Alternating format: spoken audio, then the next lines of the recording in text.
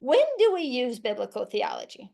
All right. So we realize that all of scripture is a narrative, and we realize that there are lots of images that we can trace throughout all of scripture. So, I mean, is that where we start? Like, we just open up a text and we're immediately like, hey, how does this point to Jesus? Or do we wait till the very end of our study? Like, at what point in our preparation process do we actually start studying these biblical theological themes that run throughout the entire scriptural narrative? We got 3 rules for you. You ready? Number 1, start local. All right. So let's say we are in Exodus. Okay. We're in the book of Exodus. And we're reading about the tabernacle. All right. So that's they like carried around and God's presence was in the tabernacle. Okay. So let's say we're reading that. Well, given what they knew, they would have known, hey, you know what?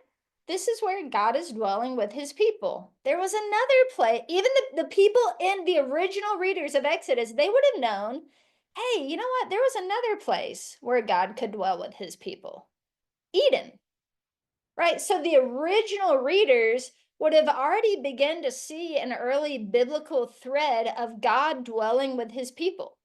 So start local. Ask, well, what biblical theological themes would the original readers have noticed? Right? So they would have noticed that. Well, then you get a little bit further into scripture, and then we have the temple. Well, the original readers of the temple, now that thread would have been a little longer for them. Not only do they know about Eden, they also know about the tabernacle, and now they even know about the temple. Right? So their thread is getting longer. Well, then whenever we read that Jesus came and tabernacled among us, right? Oh, the thread just got longer. Now we see that Jesus is the place where God is dwelling with his people. Well, then we continue to see that in heaven, it's portrayed as a gigantic temple, right? We see the height and the width and the depth of heaven. The measurements of heaven are given, and it's one big cube. Well, the only other cube in scripture is the Holy of Holies. It's portraying all of heaven as the place where God dwells with his people and the holiest of places, right? So it's this beautiful thread that goes all the way from Genesis to Revelation. But when we're studying a text, we can't trace that first. The first question we have to ask is, well, how much of this thread would the original readers have known? And you can use that when you're interpreting the original meaning, because that's what the original author and the original audience would have known.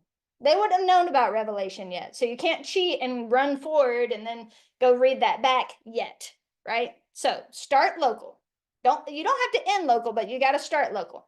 Once you've studied your text with what the original audience would have known in mind, then you have the experience of the text, you have the meaning of the text. Now you can ask, well, where does this text fit into the Bible story? Now you can go forward and say, well, how does the original teaching point us to Jesus and point us to the end time? But before you trace that whole thread from Genesis to Revelation, you have to stop and ask, hey, what would this original audience have actually known?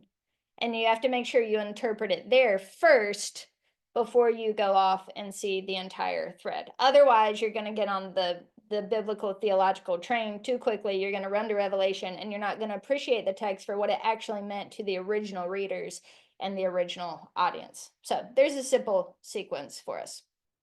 Hey, this is my cat Fancy. Did you know that Women Teach the Word has a free Bible study at www.womenteachtheword.com?